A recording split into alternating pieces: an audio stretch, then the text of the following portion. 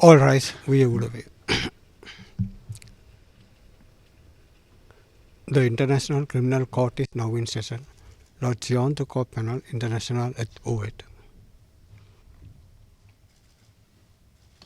Please be seated. Veuillez-vous asseoir.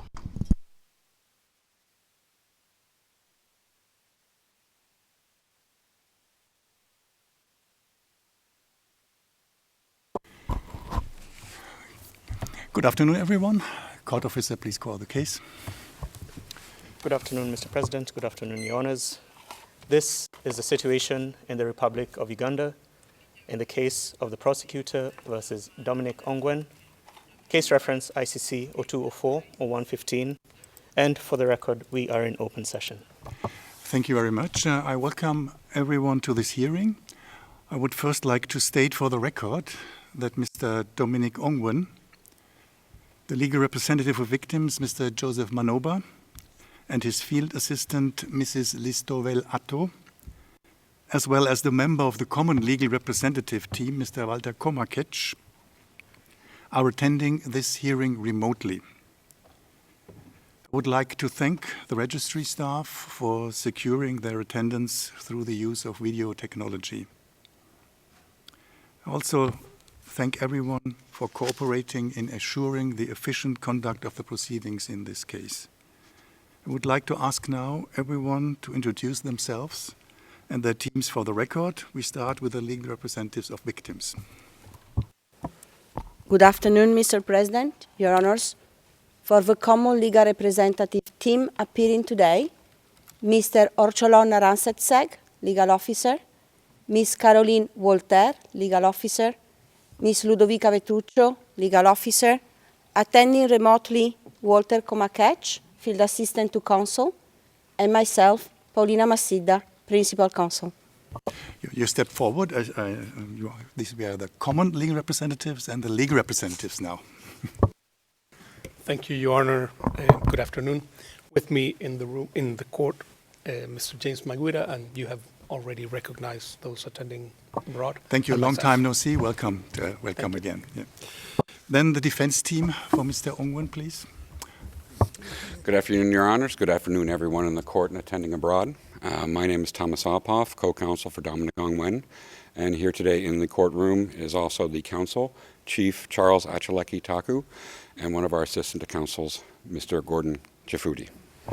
Warm welcome to you also. We have seen each other every once in a while, but not in this courtroom. Thank you.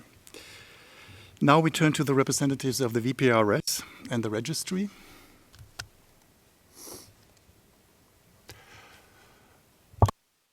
If none, that doesn't matter, then we turn to the Trust Fund for Victims, please. Good afternoon, Your Honors. I'm Deborah Ruiz-Verduzco, Executive Director of the Trust Fund for Victims, and I am joined by the legal team of the Trust Fund for Victims, Mrs. Francisca Eckelmans, Mr. Sheikh Fall, Mrs. Veena Suresh, and Mr. Marcelo Martoy. Thank you. And in this instant, lastly, the OTP. Good afternoon, Mr. President, Your Honors. Good afternoon to all colleagues. The prosecution is represented today by Ms. Ongyo Chong, trial lawyer, Ms. Marichel Rege, appeals counsel, Ms. Yasmina Soljanovic, and myself, Leonie von Braun, senior trial lawyer. Thank you very much, and allow me also to present the chamber. My name is Bertram Schmidt. I'm the presiding judge of this chamber. To my right is Judge Peter Kovac, and to my left is Judge Chang-Ho Jung. We are accompanied by the members of our legal staff. I think not everyone here in the room. Some are also on the gallery. We gather today to pronounce the reparations order of this chamber in this case. As provided for by Rule 144, paragraph 1 of the rules, the chamber delivers a public summary of its main findings and conclusions. As we have heard in the beginning, in the presence of the convicted person, Mr. Ongwen, the defense team, the legal representative of victims, and the office of the prosecutor. Let me turn first to the scope of the case we are talking about. The chamber recalls that on the 4th February 2021, Mr. Dominic Ongwen a high-level member of the Lord's Resistance Army, LRA, was found guilty by this chamber of 61 counts, compromising crimes against humanity and war crimes committed in northern Uganda between 1st July 2002 and 31st December 2005. On 6 May 2021, the chamber imposed on Mr. Ongwen a sentence of 25 years of imprisonment. Both the conviction judgment and the sentence were confirmed by the appeals chamber on 15 December 2022. As specified in more detail later, the counts for which Mr. Ongwen was found guilty comprise crimes committed in the context of 4 attacks on the IDP camps of Pajule, Odek, Lukodi, and Abok, and sexual and gender-based crimes, as well as the crime of conscription of children under the age of 15 years and their use in armed hostilities. The Chamber underlines that the present reparations proceedings exclusively deal with Mr. Ongwen's duty to repair the harm caused to the victims of the crimes for which he was convicted by this court. They do not extend to individuals beyond the victims of the crimes for which Mr. Ongwen was convicted. The Chamber understands that individuals who have experienced harm as a result of the same conflict in northern Uganda, but are not entitled to reparations in this case, may be confused and disappointed. The Chamber recognizes these individuals and acknowledges their suffering.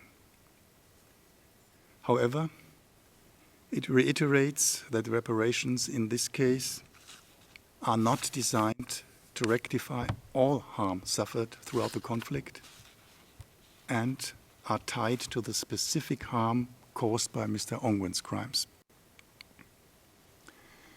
These reparation proceedings, however, do not otherwise affect the rights of victims before national, regional, and/or international bodies. Now a few words on the principles on reparations. For the purpose of this case, the Chamber adopts the principles as set out in the Uganda Reparations Order, as it considers them to be of general application. However, in addition, the Chamber slightly amends the principles related to the types and modalities of reparations and child victims as follows. Regarding types and modalities of reparation, the Chamber notes that, first, rehabilitation measures may also be aimed at improving the victim's socio-economic conditions. Second, payments that are not proportional and appropriate to address the victim's harm can only be regarded as symbolic and not compensatory. And third, measures of satisfaction and guarantees of non-repetition can also be included as appropriate modalities of reparations. Regarding child victims, considering the extensive manner in which children were affected by the crimes for which Mr. Ongwen was convicted, the Chamber has adjusted the principles on reparations to the extent necessary to ensure that it includes, first, all victims who were children at the time the crimes were committed, or who were born as a result of such crimes, and second, the 4 principles of the Convention on Rights of the Child and the Child Right Approach. We turn now to the order for reparations against Mr. Ongwen. As determined by the Appeals Chamber, a reparations order must contain, at a minimum, 5 essential elements. These are, in short, the personal liability, the victims, the harm, the types and modalities of reparations, and the amount of liability of the accused. The Chamber will now detail its findings with reference to all those elements. First element is the personal liability. The Chamber notes that the Court's legal framework does not provide for any deviation from the principle of accountability. It clearly establishes that an order for reparations has to be issued in all circumstances against the convicted person. When appropriate, such an order for reparation can, in addition, be made through the Trust Fund for Victims. Accordingly, the present reparations order is against Mr. Ongwen to be made through the Trust Fund. The second element are the victims. This is a very extensive paragraph or part of this summary, better to say. In light of the type of reparations awarded, as we detail later, the Chamber establishes the eligibility criteria for reparations. It indicates the characteristics of the categories of eligible victims in order to enable their identification at the implementation stage. The Chamber stresses again that eligibility for reparations is to be determined by reference to the territorial, temporal, and subject matter scope of the crimes for which Mr. Ongwen was convicted, and not beyond that. With regard to the victims, we have to distinguish direct and indirect victims. First, direct victims. Natural and legal persons are eligible for reparations as direct victims if they can demonstrate that they suffered harm as a result of at least one of the following crimes. First, the victims of the attacks. Within the context of the 4 attacks against the IDP camps of Pajule on 10th October 2003, Odek on 29th April 2004, Lukodi on or about 19th May 2004, and Abok 8th June 2004, the following victims are eligible for reparations. Victims of counts 1, 11, 24, and 37, attack against the civilian population as such as a war crime. The civilian residents of and non-residents present at the IDP camps of Pajule, Odek, Lukodi, and Abok at the time of the attacks.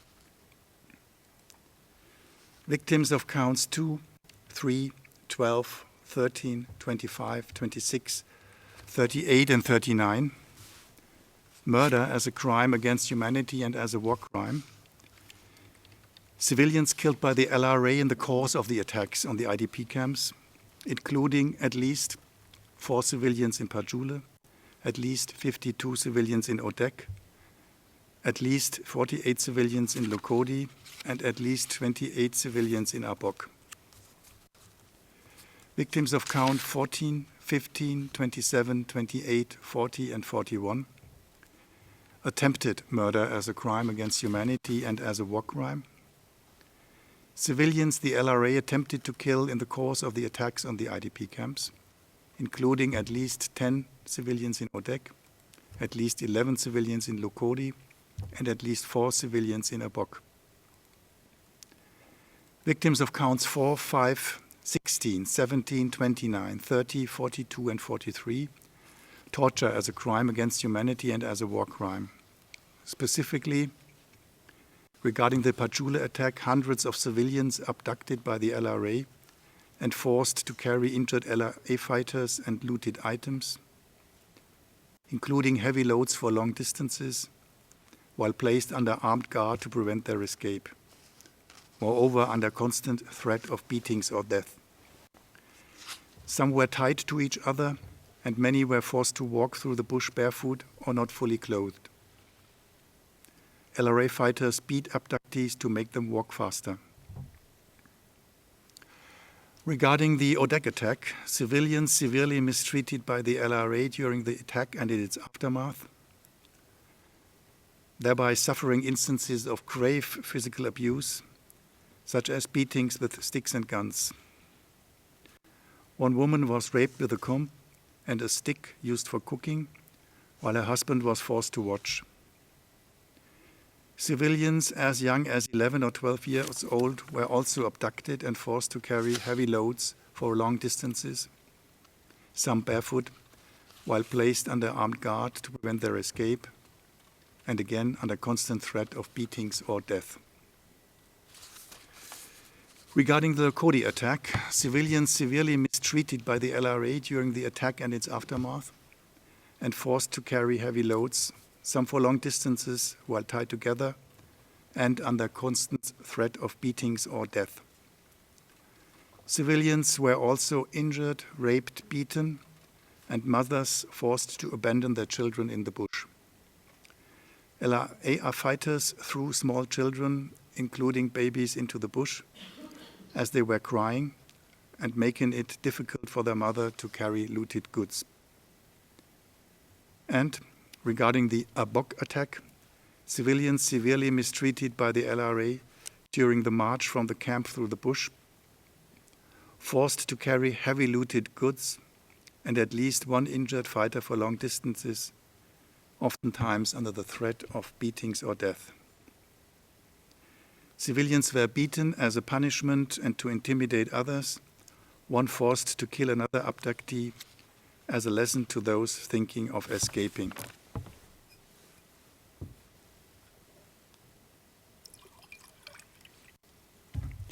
Victims of counts 8, 20, 33, and 46. Enslavement as a crime against humanity. Specifically, regarding the Pajula attack, hundreds of civilians abducted from the Pajula IDP camp by the LRA. Regarding the Odek attack, at least 40 civilians, including men, women, and children as young as 11 or 12 years old, abducted from the Odek IDP camp by the LRA. Regarding the Lokodi attack, at least 29 civilians, men, women, and children, abducted from the Lokodi IDP camp by the LRA. And regarding the Abok attack, many civilians abducted from the Abok IDP camp by the LRA. Victims of count 9, 21, 34, and 47. Pillaging as a war crime. Civilian residents of the IDP camps at the time of the attacks, in light of the widespread looting of homes and shops in the camps, where LRA fighters took food and other property within the context of all four attacks, Pajula, Odek, Lokodi, and Abok. Victims of counts 22, outrages upon personal dignity as a war crime.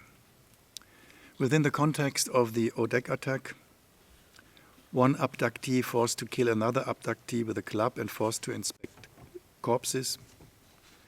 One abductee forced to watch someone being killed. And mothers who were forced to abandon their children on the side of the road, with one child being left in a rubbish pit. Victims of counts 35 and 48. Destruction of property as a war crime. Civilian residents of the IDP camps of Lokodi and Abok at the time of the attacks. In light of the destruction of several hundreds of civilian huts and household goods, including food stock and domestic animals. Victims of counts 10, 23, 36, and 49. Persecution as a crime against humanity. Civilians persecuted on political grounds because they were perceived by the LRA as being affiliated with or supporting the Ugandan government within the context of the Pajula attack, by an attack against the civilian population as such, murder, torture, enslavement, and pillaging. The Odek attack, by an attack against the civilian population as such, murder, attempted murder, torture, enslavement, outrages upon personal dignity, and pillaging. The Lokodi attack, by an attack against the civilian population as such, murder, attempted murder, torture, enslavement, pillaging, and destruction of property. And the Abok attack, by an attack against the civilian population as such, murder, attempted murder, torture, enslavement, pillaging and destruction of property. These were all the direct victims of the four attacks. We turn now to the so-called thematic crimes and start with the sexual and gender-based crimes directly perpetrated by Dominic Ongwen. Victims of count 50, forced marriage as a crime against humanity, specifically 5 so-called, I underscore, so-called wives at different times during the relevant period. Victims of counts 51 to 56, torture, rape and sexual slavery as crimes against humanity and war crimes, specifically 4 so-called wives at different times during the relevant period. Victims of count 57, enslavement as a crime against humanity, specifically 3 women at different times during the relevant period. Victims of counts 58 and 59, forced pregnancy as a crime against humanity and as a war crime, specifically 2 women regarding 3 pregnancies during the relevant period. Victims of count 60, outrages upon personal dignity as a war crime, specifically 2 women at different times during the relevant period. Now turning to the sexual and gender-based crimes not directly perpetrated by Dominic Ongwen. Victims of count 61, forced marriage as a crime against humanity, specifically over 100 civilian women and girls abducted as so-called wives of male members of the Senior Brigade during the relevant period.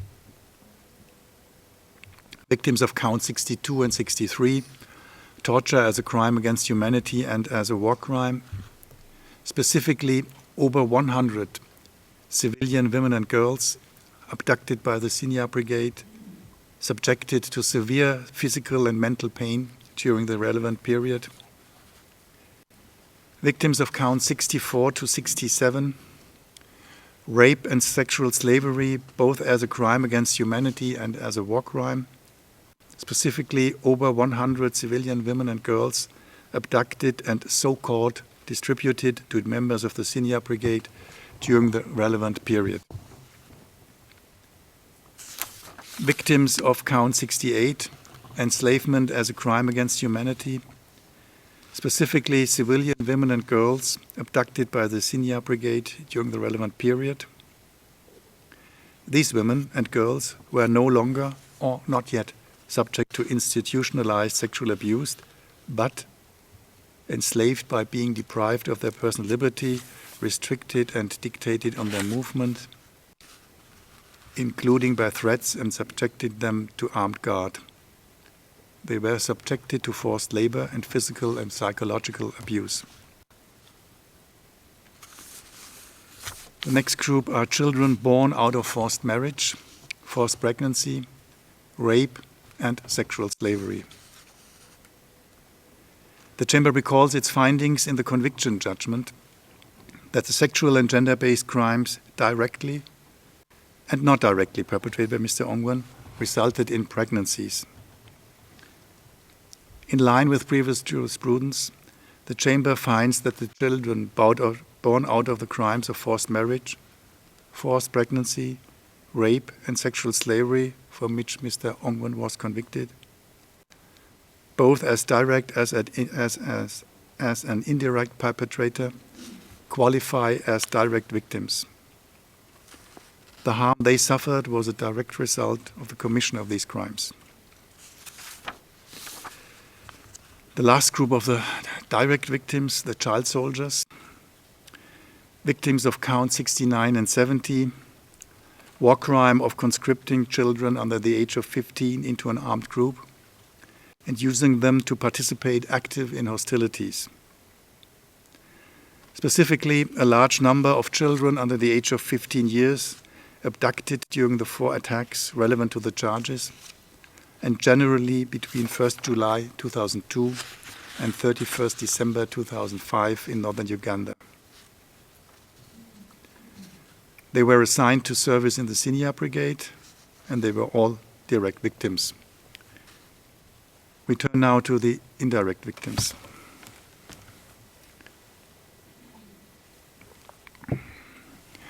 Relying on the court's prior jurisprudence, the Chamber recognizes as indirect victims all categories identified in the Lubanga and Ndaganda cases. Accordingly, provided they can demonstrate to have suffered personal harm as a result of the commission of the crime against the direct victim, as well as a causal link between the harm and the crimes, indirect victims may include, first, the family members of direct victims. Second, anyone who attempted to prevent the commission of one or more of the crimes under consideration. Third, individuals who suffered harm when helping or intervening on behalf of direct victims. And fourth, other persons who suffered personal harm as a result of these offenses. In accordance with previous jurisprudence, indirect victims may include those who witnessed the commission of such crimes, insofar as their personal harm and the causal link with the crime is demonstrated. Regarding the family members of direct victims, the Chamber reaffirms that due regard ought to be given to the applicable social and familial structures in the affected communities. The Chamber subscribes to the understanding that, broadly, in the African continent, including in Uganda, the concept of family goes beyond the strict frame of a couple and their children. It includes their father and mother, brothers and sisters, and also other relatives. However, the Chamber underlines that the definition of victims emphasizes the requirement of the existence of a harm. Accordingly, family members in the broad understanding of the Chamber must always demonstrate to have suffered personal harm. This already leads us to the third element, harm. To define the harm caused to direct and indirect victims, the Chamber considered all relevant information before it. This included specifically the conviction judgment, sentence, the evidence submitted during the trial proceedings, observations by the parties and participants, and the information the Chamber obtained from its assessment of a representative sample of victims' dossiers.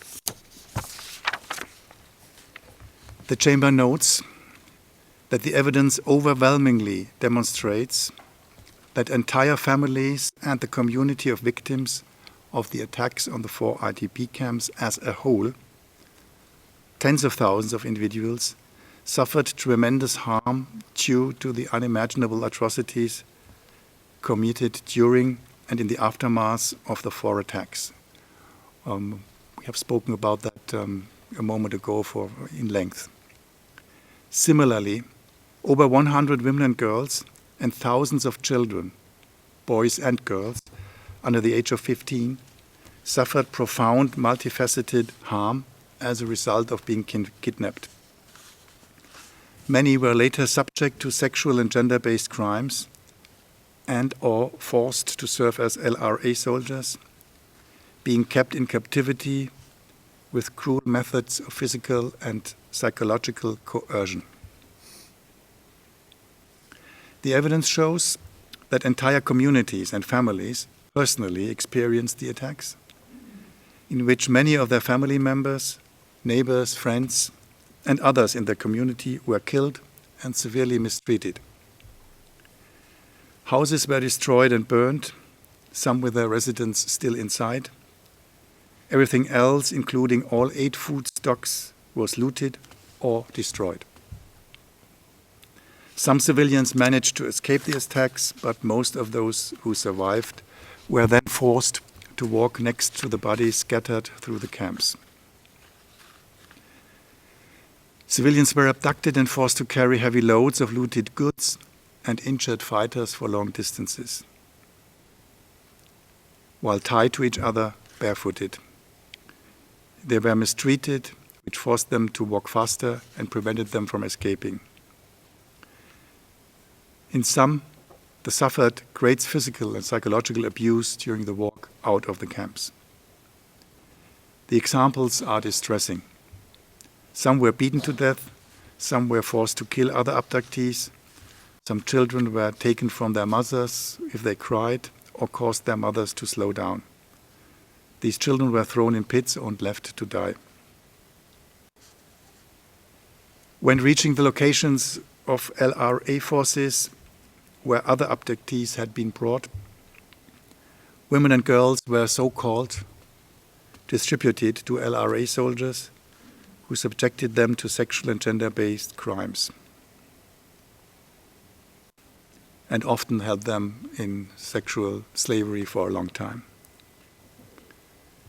Children under the age of 15 were integrated into the LRA forces. Some were kept for years, while others never turned home. As a result, the Chamber concludes that the direct victims of the attacks, the direct victims of sexual and gender-based crimes, and the children born out of those crimes, as well as the former child soldiers, suffered serious and long-lasting physical, moral, and material harm. The indirect victim of all these crimes suffered moral and material harm. In addition, the entire community of victims suffered community harm, and children of direct victims suffered transgenerational harm. The Chamber notes that due to the limitations that a summary imposes, it is not able to describe in more detail the great suffering and long-lasting consequences suffered by all victims of the crimes for which Mr. Ongwen was convicted. The Chamber notes, however, that acknowledging the victims' suffering, the reparations order recounts in detail the harm they suffered. This should also serve as a satisfaction measure in this case. I turn now to the fourth necessary element of a reparation order, the types and modalities of reparation. As to the type of reparations, based on the factors set out under Rule 98, paragraph 3 of the rules, the Chamber considers that collective, community-based reparations are the most appropriate type of reparations to address the harm suffered by the victims of this case. The Chamber wishes to make clear that collective community-based reparations refer to both the group that will receive reparations and the mode in which reparations will be delivered. With respect to the group that will receive reparations, the Chamber is referring to the community of eligible victims in this case. Of course, not the northern Ugandan community at large. Regarding the mode in which reparations are delivered, the Chamber is referring to community-based measures and programs that can reach large numbers of victims in a less resource-intensive manner. In the Chamber's view, the primary reason why collective community-based reparations are appropriate and necessary in this case is the extent of the harm suffered by the, and can only stress that, by the overwhelming number of eligible victims, estimated by the Chamber to be close to 50,000. While the Chamber understands the desire for individual reparations, it remains convinced, for the reasons described in detail in the reparations order, that a collective award that addresses the entire community of eligible victims will ensure a more efficient, prompt, and practical approach. The extremely large number of victims would make an individual assessment of their harm for the purposes of granting individual reparations or collective reparations with an individualized component resource-intensive, time-consuming, and in the end it would be disproportionate to what could be achieved. Regarding the modalities of reparations, the Chamber considers that the only way to address the harms in a concrete, effective and timely manner is through collective, community-based reparations focused on rehabilitation and symbolic or satisfaction measures. Specifically, the Chamber considers that the following modalities should be included. First, rehabilitation measures consisting of collective community-based rehabilitation programs directed at rectifying all types of harms identified by the Chamber, meaning the physical, the moral, material, community, and transgenerational harm. And second, symbolic and satisfaction measures, including a symbolic award of 750 euros for all eligible victims. The Chamber notes that the calculations of the amount of the award are explained in detail in the reparation order. And second, other community symbolic and/or satisfaction measures. The Chamber also recalls that its detailed recounting of the harm suffered in the conviction judgment, the sentence, and this order serves as a satisfaction measure in this case. The Chamber is aware of and acknowledges the Trust Fund for Victims' limitations in terms of available resources. The Chamber therefore considers that prioritizations in terms of modalities and victims should apply. Regarding prioritizations of modalities of reparations, the Chamber considers that the payment of the symbolic monetary award should be prioritized over the rehabilitation and other symbolic measures.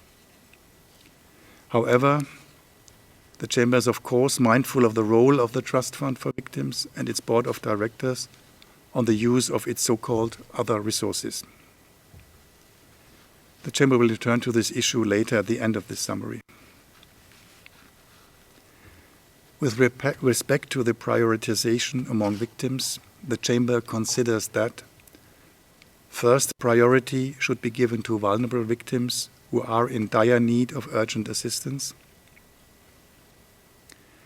Second priority should be given to vulnerable direct participating victims. Third priority should be given to all remaining vulnerable victims. And lastly, all remaining known vulnerable victims should receive reparations. I'm turning now to the fifth and last necessary element of a reparation order, that's the amount of liability. First, a few remarks on the estimated number of victims. The Chamber considers it is not strictly obligated to identify the precise number of potential beneficiaries in the circumstances of the present case, where collective community-based reparations are being awarded. However, noting the recent approach of the Appeals Chamber of this Court, and in an effort to avoid lengthy litigation, the Chamber sets out in the reparations order its determination as to the estimated number of potential beneficiaries. The Chamber emphasizes that the figures are purely estimates, grounded, however, on the strongest evidential basis available to the Chamber at this moment, and for the purposes of assessing Mr. Ongwen's liability for reparations. Having resolved any discrepancies and uncertainties in the estimates provided in favor of Mr. Ongwen, the Chamber considers that the figures detailed in the reparations order represent conservative minimum estimates. They should also not be understood as a definitive determination as to the number of beneficiaries eligible for reparations, nor should they be seen to limit the number of potential beneficiaries who may come forward to be considered eligible to benefit from reparations. The Chamber estimates that the total number of potentially eligible direct and indirect victims of the crimes for which Mr. Ongwen was convicted, for the purposes of determining Mr. Ongwen's liability for reparations, is approximately 49,772 victims, and these include, as I said, direct and indirect victims. How the Chamber reaches this number is explained in detail in the reparation order. Now, some remarks about the amount of Mr. Ongwen's financial liability. The Chamber notes that in line with the Court's jurisprudence, in its determination of the total amount of Mr. Ongwen's financial liability for reparations, it has taken into account 4 key considerations. First, the type and extent of the harms suffered by the victims of the crimes. Second, the estimated number of potential beneficiaries. Third, the type and modalities of reparations considered to be the most appropriate in the circumstances of the present case. And fourth, the costs to repair the harm of the victims of the case in light of the reparations awarded. Having already addressed the first 3 considerations,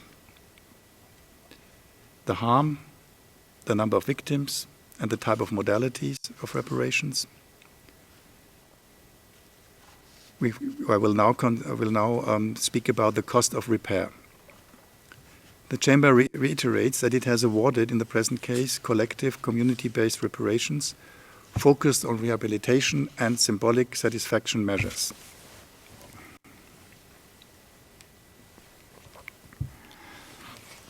Regarding the rehabilitation measures, the Chamber has considered the submissions from the parties and participants, particularly from the Trust Fund of Victims, and resolved the discrepancies in favor of the convicted person.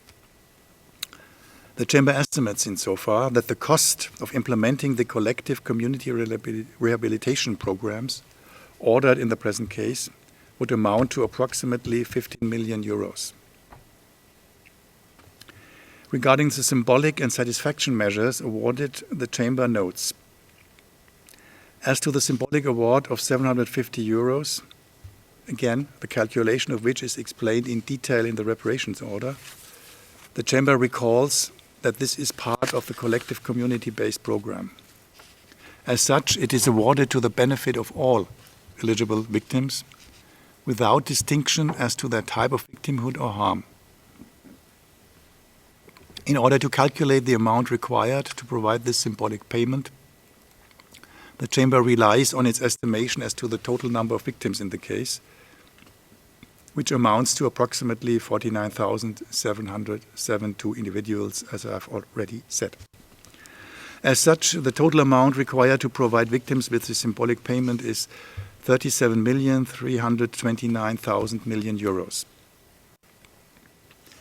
As to the other community, symbolic and/or satisfaction measures, the Chamber considers it fair and appropriate to estimate the costs, which include, inter alia, apologies,